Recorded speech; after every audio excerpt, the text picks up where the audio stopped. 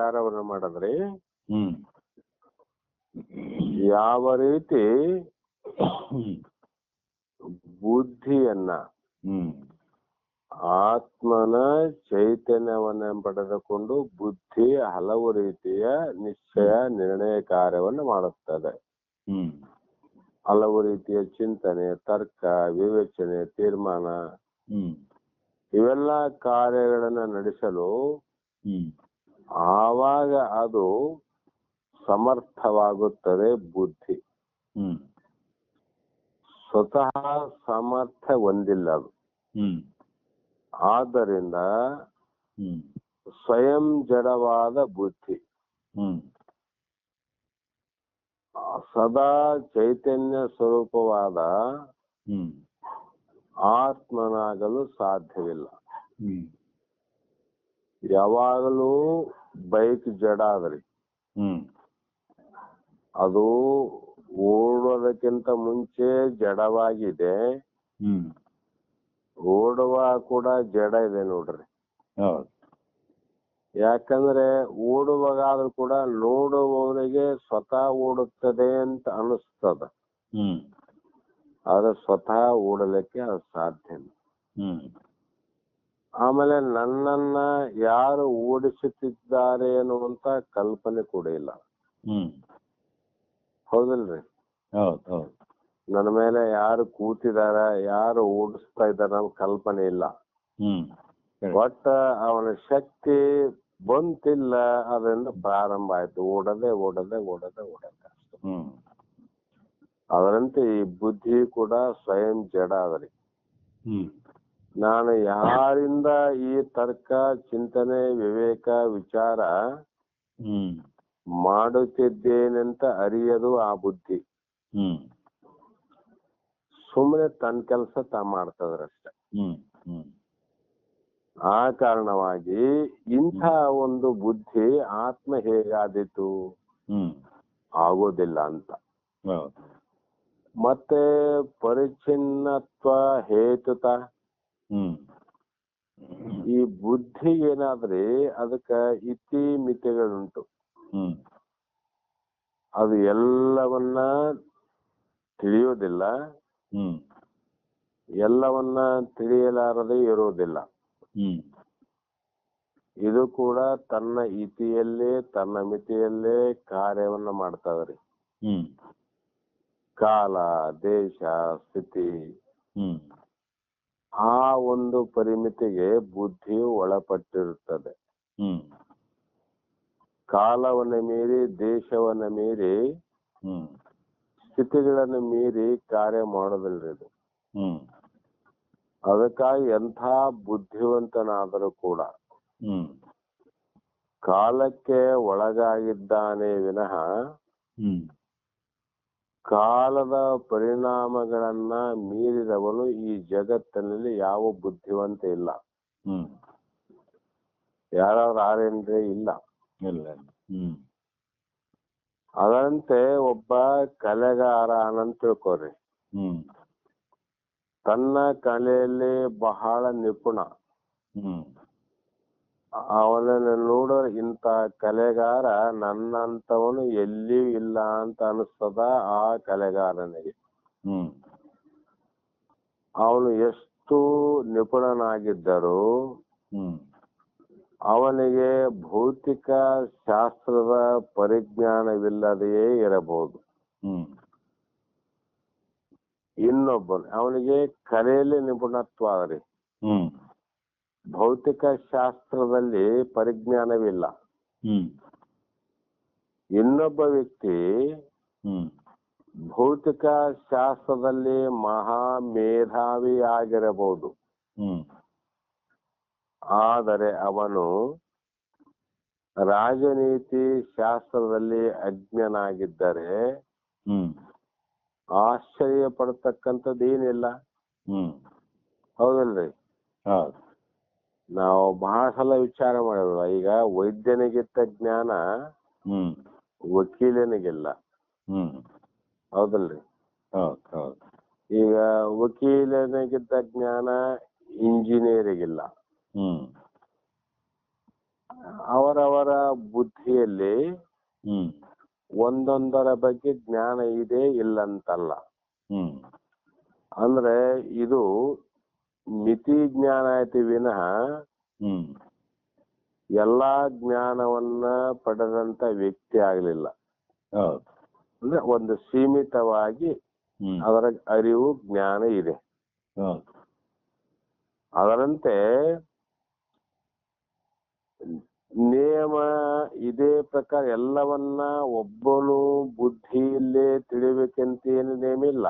ಹ್ಮ್ ಒಬ್ಬೊಬ್ಬರಿಗೆ ಒಂದೊಂದು ನೀತಿಯಲ್ಲಿ ನಿಪುಣತ್ವ ಪಡೆದಾರ. ಹೌದು. ಆದರೆ ವೇದಾಂತಿಯು ಹ್ಮ್ ವೇದಾಂತ ಶಾಸ್ತ್ರದಲ್ಲಿ ಅವನು ಪಂಡಿತನೂ ಆಗಿರಬಹುದು, ಹ್ಮ್ ಉಳಿದ ವಿಚಾರಗಳಲ್ಲಿ ಅವನ ಪಾಮರನೂ ಆಗಿರಬಹುದು. ಹ್ಮ್ ಹೌದಲ್ರಿ? ಹೌದು. ವೇದಾಂತಗಳಿಗೆಲ್ಲ ಗೊತ್ತಿರ್ಬೇಕಂತೇನಿಲ್ಲ.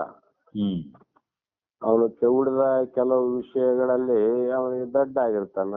ಹ್ಮ್ ಅಂದ್ರೆ ಆದ್ದರಿಂದ ಒಂದು ಕ್ಷೇತ್ರದಲ್ಲಿ ಯಾರಾದರೂ ಹ್ಮ್ ನಿಪುಣತೆಯನ್ನ ಪಡೆದಿದ್ದ ಮಾತ್ರಕ್ಕೆ ಹ್ಮ್ ಉಳಿದೆಲ್ಲಾ ವಿಷಯಗಳಲ್ಲಿಯೂ ಅವರು ಪಾಂಡಿತ್ಯ ಪಡೆದಿರಬೇಕೆಂದೇನೂ ಇಲ್ಲ. ಹ್ಮ್ ಇದು ನಿಮ್ಗೆಲ್ಲಾ ಗೊತ್ತಿರ್ಬೇಕಂತೇನಿಲ್ಲ ಅಲ್ರಿ. ಹೌದು. ಹೌದು. ಕಾರಣ ಅನೇಕ ವೇಳೆ ಅದು ಸಾಧ್ಯವೂ ಇಲ್ಲ ಅಂತ. ಹ್ಮ್ ಇದು ಯಾರಿಗೆ ಸಾಧ್ಯ ಇಲ್ಲ ಮಾತ್ರ. ಹ್ಮ್ ಸರಿ. ಆದ್ದರಿಂದ ವ್ಯಕ್ತಿಯ ಬುದ್ಧಿಶಕ್ತಿಯು ಸೀಮಿತವಾಗಿದೆ ಅಂತ. ಹ್ಮ್ ಅವನು ಸೀಮಿತವಾಗಿರೋದು, ಹೌದು.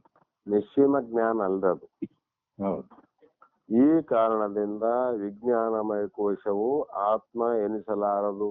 ಹ್ಮ್ ಅದಕ್ಕಾಗಿ ಬುದ್ಧಿ ಆತ್ಮ ಆಗಲಾರದು ನೋಡು ಅಂತ ಹೇಳ್ತಾರೆ. ಹೌದು. ಹೌದು. ಮತ್ತೇನ್ ಹೇಳಿದ್ರಿ?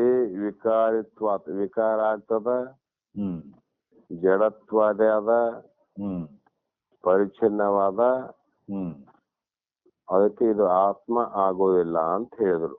ಹ್ಮ್ ಮುಂದ ಇದಕ್ಕ ಇನ್ನೊಂದು ಆರೋಪ ಏನು? ಹ್ಮ್ ದೃಶ್ಯತ್ವ ಅಂತಂದ್ರು. ಹೌದು. ನಮ್ಮ ಬುದ್ಧಿಯು ದೃಶ್ಯ ಅಂದ್ರೆ ಹ್ಮ್ ಹೊರಗಿನ ಪ್ರಪಂಚದ ವಿಷಯಗಳ ಅನುಭವಕ್ಕೆ ಬಂದಂಗ ಹ್ಮ್ ನಮ್ಮ ಬುದ್ಧಿಯು ನಮ್ಮ ಗಮನಕ್ಕೆ ಬರುತ್ತದೆ. ಹ್ಮ್ ನಾವು ಕೆಲವು ವೇಳೆ ಹ್ಮ್ ನಾನು ಮಂದ ಬುದ್ಧಿಯುಳ್ಳವನಾಗಿದ್ದೇನೆ, ಹ್ಮ್ ಅವಾಗ ಅಷ್ಟು ಬುದ್ಧಿ ಚುರುಕಾಗಿದ್ದಿಲ್ಲ, ಹ್ಮ್ ಈಗ ಬಹಳ ಚುರುಕಾಗಿದ್ದೇನೆ ಅಂತ ನೋಡ್ರಿ. ಹೌದು. ಈ ರೀತಿ ಹೇಳುತ್ತೇವೆ ಅಂದ್ರೆ ಹ್ಮ್ ಆವಾಗ ಮಂದವಾದ ಬುದ್ಧಿಯನ್ನ ತಿಳಿದವನು ನಾನೇ, ಹ್ಮ್ ಈಗ ಚುರುಕಾದ ಬುದ್ಧಿಯನ್ನ ಅರಿಯೋನೇ ನಾನೊಂದಾಗ ಹ್ಮ್ ಇದು ಕೂಡ ದೇಹ ಇಂದ್ರಿಯ ದೃಶ್ಯವಾದಂತೆ ಹ್ಮ್ ಆತ್ಮನಿಗೆ ಇದು ಕೂಡ ದೃಶ್ಯ ರೂಪವಾದ್ರಿ. ಹೌದು. ತಿಳಿತು ಅಂದ್ಮೇಲೆ ಆಯ್ತಲ್ಲ, ದೃಶ್ಯ ಆಯ್ತಲ್ಲ. ಹೌದು. ಹಾಗೆ ನಮ್ಮ ಬುದ್ಧಿಯು ಈ ಪ್ರಕಾರ ಕೆಲಸವನ್ನ ಮಾಡುತ್ತದೆ, ಹ್ಮ್ ನಮ್ಮ ತಿಳುವಳಿಕೆಯೂ ಬರುತ್ತದೆ. ಹ್ಮ್ ಆತ್ಮಕ್ಕೆ ಬುದ್ಧಿ ಹ್ಮ್ ವಿಷಯವಾಗಬಲ್ಲದು, ಹ್ಮ್ ಆದರೆ ಆತ್ಮಕ್ಕೆ ವಿಷಯವಾಗುವ ಬುದ್ಧಿಯು ಹ್ಮ್ ತಾನೇ ವಿಷಯಾಗಿ ಆತ್ಮನನ್ನ ತಿಳಿಯಲಾರದು. ಹೌದು. ಅಂದ್ರೆ ಆತ್ಮನಿಗೆ ಇದು ದೃಶ್ಯವೇ ವಿನಃ ದೃಕ್ ಆಗೋದಿಲ್ಲ ಅಂತ. ಹ್ಮ್ ದೃಕ್ಕಿಗೆ ಬುದ್ಧಿ ದೃಶ್ಯವೇ ವಿನಃ ಹ್ಮ್ ಆತ್ಮ ಆಗಲಾರದು ಅಂತ. ಹ್ಮ್ ಈ ರೀತಿ ವಿಷಯವಾದ ಬುದ್ಧಿಯು ಹ್ಮ್ ವಿಷಯೀಯಾದ ಅಂದ್ರೆ ದೃಶ್ಯವಾದ ಬುದ್ಧಿಯು ಹ್ಮ್ ದೃಕ್ಕಾದಂತ ಆತ್ಮನು ಎಂದಿಗೂ ಆಗಲಾರದು. ಹ್ಮ್ ಘಟ ದ್ರಷ್ಟ ಘಟ ಭಿನ್ನ. ಹ್ಮ್ ಕೊಡವವನ್ನು ನೋಡುವವನು ಕೊಡವನ್ನು ಹ್ಮ್ ಕೊಡದಿಂದ ಬೇರೆಯಾಗಿ ಇದ್ದಾನಂತ ಅರ್ಥ. ಹೌದು. ಆದ್ದರಿಂದ ಈ ವಿಜ್ಞಾನಮಯ ಕೋಶವು ಕೂಡ ಆತ್ಮನಲ್ಲ. ಹ್ಮ್ ಮತ್ತೆ ಇನ್ನೇನು ದೋಷಗಳಾವ್ರಿ ಅಂದ್ರೆ ಹ್ಮ್ ಇದಕ್ಕ ವ್ಯಭಿಚಾರಿತ್ವಾತ್ ಹ್ಮ್ ಬುದ್ಧಿ ಏನ್ ಮಾಡ್ತದ್ರಿ ಹ್ಮ್ ಎಲ್ಲಾ ಕಾಲಗಳಲ್ಲಿಯೂ ಕೆಲಸ ಮಾಡುವುದಿಲ್ಲ. ಹ್ಮ್ ವ್ಯಭಿಚಾರ ಅಂದ್ರೆ ನೋಡ್ರಿ ಹೌದು. ಹೇಗೆ ಅಂದ್ರೆ ಹ್ಮ್ ಗಾಢ ನಿದ್ರೆಯಲ್ಲಿ ಬುದ್ಧಿಯ ವೃತ್ತಿಯೇ ಇರುವುದಿಲ್ಲ. ಹ್ಮ್ ಈಗ ನಮಗ ಸ್ವಾನುಭವಕ್ಕೆ ತಂದು ಕೊಡ್ತಾರೆ. ಹ್ಮ್ ಇಲ್ಲಿವರೆಗೂ ಹೇಳಿದ್ದು ಸ್ವಾನುಭವನೆ, ಹ್ಮ್ ಆದರೆ ಇದು ಅನುಭವ ಪೂರ್ವಕವಾಗಿ ಹೇಳ್ತಕ್ಕಂತ ಮಾತು. ಹ್ಮ್ ಅದು ಜಾಗೃತಾವಸ್ಥೆಯಲ್ಲಿ ಮಾತ್ರ ಕ್ರಮವಾಗಿ ಕೆಲಸ ಮಾಡುತ್ತದೆ. ಹ್ಮ್ ಬುದ್ಧಿ ಜಾಗೃತದಲ್ಲಿ ಕ್ರಮವಾಗಿ ಕೆಲಸ ಮಾಡ್ತದ್ರಿ. ಹೌದು. ನಾವ್ ಯಾವುದೋ ಒಂದು ಹ್ಮ್ ಯಂತ್ರವನ್ನ ಅಥವಾ ಯಾವುದೋ ಒಂದು ಇನ್ಸ್ಟ್ರೂಮೆಂಟ್ ಅನ್ನ ತೆಗೆಯುವಾಗ ಹ್ಮ್ ನಾವು ಬುದ್ಧಿಯಿಂದ ಒಂದೊಂದು ಒಂದೊಂದು ಒಂದೊಂದು ತೆಗಿತೀವಲ್ರಿ. ಹೌದು. ಮತ್ತೆ ಅದೇ ಬುದ್ಧಿಯಿಂದ ಒಂದೊಂದನ್ನ ಹಾಕ್ತಾ ಹಾಕ್ತಾ ಜೋಡಿಸ್ತಾ ಹೋಗ್ತೀವಿ. ಹ್ಮ್ ಅಂದ್ರೆ ಸತತವಾಗಿ ಜಾಗೃತದಲ್ಲಿ ಸರಿಯಾಗಿ ಮಾಡ್ತದಂತ ಅರ್ಥ ಆಯ್ತು ನೋಡ್ರಿ. ಹೌದು. ಕ್ರಮದಿಂದ ಮಾಡಕತ್ತಾವ ಹ್ಮ್ ಎಲ್ಲಿ ಜಾಗೃತ ಅವಸ್ಥೆಯಲ್ಲಿ. ಹೌದು. ಇಲ್ಲಂದ್ರೆ ಏನೋ ಮಾಡಕ್ ಹೋಗಿ ಹ್ಮ್ ಮತ್ತೆ ಇನ್ನೊಂದು ಮಾಡುವಂತ ಭ್ರಮೆ ಆಗ್ಬೇಕಾಗಿತ್ತು. ಹೌದು. ಹಾಗೆ ಆಗೋದಿಲ್ಲ. ಹ್ಮ್ ಅದು ಕ್ರಮವಾಗಿ ಕೆಲಸ ಮಾಡ್ತಾವ ಹೌದು. ಎಲ್ಲಿ ಜಾಗೃತದಲ್ಲಿ. ಹ್ಮ್ ಕನಸಿನಲ್ಲಿ ಬುದ್ಧಿಯು ವಕ್ರ ರೀತಿಯಲ್ಲಿ ತೋರಿಸಿಕೊಳ್ಳುತ್ತದೆ. ಹ್ಮ್ ಕನಸಿನಲ್ಲಿ ಏನ್ರಿ ಅದು ಬೇರೆ ಬೇರೆಯಾಗಿ ತೋರ್ತದ ನೋಡ್ರಿ. ಹೌದು. ಈಗ ತಿಳಿದ್ದು ಕ್ಷಣದಲ್ಲಿ ಮರೆತು ಬಿಡ್ತದ್ರಿ. ಹೌದು. ಅದು ಕ್ರಮ ಇಲ್ಲ ಅಂತ ಅರ್ಥ ಆಯ್ತು ಅಲ್ಲಿ. ಹ್ಮ್ ಗಾಢ ನಿದ್ರೆಯಲ್ಲಿ ಹ್ಮ್ ಮತ್ತು ಮೂರ್ಛಾವಸ್ಥೆಯಲ್ಲಿ ಹ್ಮ್ ಮತ್ತು ಔಷಧದಿಂದ ಜ್ಞಾನ ತಪ್ಪಿರುವಂತಹ ಸಂದರ್ಭದಲ್ಲಿ ಹ್ಮ್ ಬುದ್ಧಿಯ ಹ್ಮ್ ಕೆಲಸವೇ ಇರೋದಿಲ್ಲ ನೋಡ್ರಿ. ಹೌದು. ಅಂದ್ರೆ ಏನಾಯ್ತು ಅಲ್ಲಿ ಬುದ್ಧಿ ಇಲ್ಲ ಅಂತ ಆಯ್ತಲ್ರಿ. ಹ್ಮ್ ನಿದ್ರೆಯಲ್ಲಿ ಮೂರ್ಛಾವಸ್ಥೆಯಲ್ಲಿ ಹ್ಮ್ ಔಷಧದಿಂದ ಜ್ಞಾನ ತಪ್ಪಿದಾಗ ಹ್ಮ್ ಆ ಬುದ್ಧಿಯ ಕೆಲಸನೇ ಇಲ್ಲ, ಕಾರ್ಯ ಇಲ್ಲ ಅಲ್ಲಿ. ಹೌದು. ಎಚ್ಚರದಲ್ಲಿದ್ದಾಗಲೂ ಅದು ಒಂದೇ ರೀತಿ ಕೆಲಸ ಮಾಡುವುದೆಂಬ ನಂಬಿಕೆ ಇಲ್ಲ. ಹ್ಮ್ ಮಾಡುತ್ತದೆ ಅಂತ ಹೇಳ್ಬೇಕ್ರಿ, ಹ್ಮ್ ಆದ್ರೆ ದೃಢವಾದ ವಿಶ್ವಾಸ ಮಾಡಂಗಿಲ್ಲ. ಹೌದು. ಯಾಕೆಂದರೆ ಕೆಲವು ಸಂದರ್ಭದಲ್ಲಿ ಹ್ಮ್ ಬುದ್ಧಿಯು ಬಹಳ ಚುರುಕಾಗಿದ್ದು ಹ್ಮ್ ಅತ್ಯಂತ ಜಾಣತನವನ್ನ ತೋರಿಸುತ್ತದೆ. ಹ್ಮ್ ಮತ್ತೆ ಕೆಲವು ವೇಳೆ ಸೋಮಾರಿಯಾಗಿ ಹ್ಮ್ ತಪ್ಪಾಗಿ ಹ್ಮ್ ಪೆದ್ದನಂತೆ ಇರುತ್ತದೆ. ಹ್ಮ್ ನಾವು ಎಲ್ಲಾ ಮುಗಿದ್ಮೇಲೆ ಹೇಳ್ತೀವಿ, ಇಲ್ಲ ಇದನ್ನ ಹಾಕ್ಬೇಕಾಗಿತ್ತು ಬಿಚ್ಚಿರು ಮತ್ತೆ ಅಂತೀವಿ. ಹ್ಮ್ ಏನೋ ಒಂದು ತೆಗೆದದ್ದನ್ನ ಮತ್ತೆ ಹಾಕಿ ನೋಡ್ರಿ. ಹೌದು. ತೆಗೆಯುವಾಗಿದ್ದಂತ ಬುದ್ಧಿಯ ಚುರುಕುತನ ಹ್ಮ್ ಹಾಕುವಾಗ ಏನಾಯ್ತು ಅದು ಮಂದಾಯ್ತು ನೋಡ್ರಿ. ಹೌದು.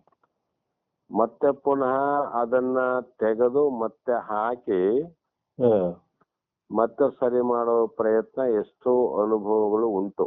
ಹ್ಮ್ ಅಂದ್ರೆ ಇದು ಜಾಗೃತದಲ್ಲಿ ಆದ್ರೂ ಕೂಡ ಸರಿಯಾದದ್ದೇ ಮಾಡ್ತದಂತ ಹೇಳಕ್ ಆಗಲ್ಲ ನೋಡ್ರಿ. ಹೌದು.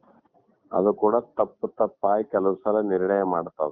ಹ್ಮ್ ಆದ ಕಾರಣ ಹೀಗೆ ಬುದ್ಧಿ ಹ್ಮ್ ಒಂದು ಕಾಲದಲ್ಲಿ ಇದ್ದು ಮತ್ತೊಂದು ಕಾಲದಲ್ಲಿ ಇರದೆ ಹ್ಮ್ ಇದ್ದ ಕಾಲದಲ್ಲಿಯೂ ಒಂದೇ ಸ್ಥಿತಿಯಲ್ಲಿ ಇರಲಾರದೆ ಹ್ಮ್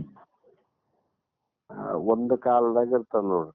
ಹ್ಮ್ ಇದ್ದಾಗ ಕೂಡ ಒಂದೇ ಪ್ರಕಾರ ಇರ್ತದಂತ ಹೇಳಕ್ ಬರಂಗಿಲ್ಲ. ಹೌದು.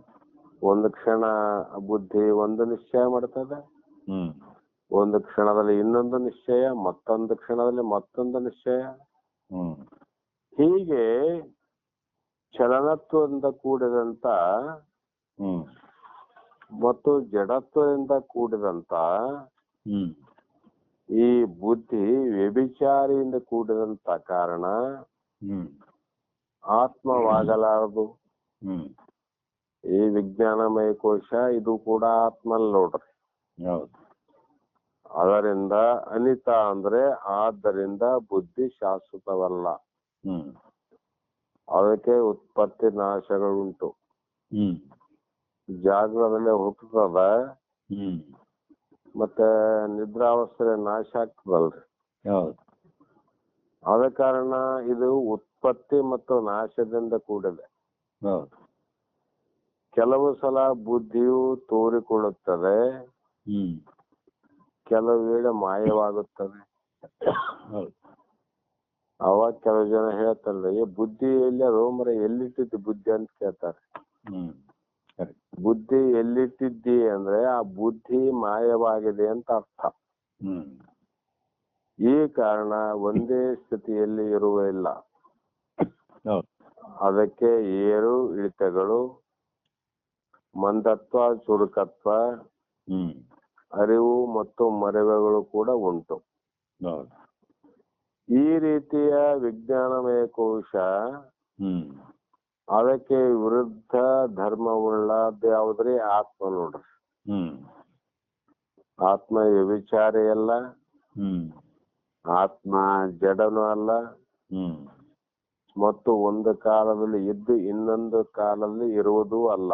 ಹ್ಮ್ ಈ ರೀತಿ ಅದು ದೃಶ್ಯನೂ ಅಲ್ಲ ಹ್ಮ್ ಮತ್ತು ಎಂದು ವಿಕಾರಿ ಆಗದೇ ಇರುವಂತ ಆತ್ಮ ಹ್ಮ್ ಅದು ಈ ಬುದ್ಧಿ ಆಗೋದಿಲ್ಲ ಅಂತ ಹ್ಮ್ ಆಚಾರ್ಯರು ಹ್ಮ್ ಇಲ್ಲಿಯವರೆಗೆ ಏನು ಹೇಳಿದ್ರಿ ಅಂದ್ರೆ ಹ್ಮ್ ಅನ್ನಮಯ, ಹ್ಮ್ ಪ್ರಾಣಮಯ, ಮನೋಮಯ ಹ್ಮ್ ಮತ್ತು ನಾಲ್ಕನೇ ವಿಜ್ಞಾನಮಯ ಕೋಶವನ್ನ ಇಲ್ಲಿವರೆಗೆ ಹೇಳ್ತಾ ಬಂದ್ರು ನೋಡ್ರಿ. ಹ್ಮ್ ಈಗ 4 ಕೋಶದ ಬಗ್ಗೆ ಹ್ಮ್ ನಮಗೆ ಭ್ರಮೆಯನ್ನ ಬಿಡಿಸೋರು ಈಗ.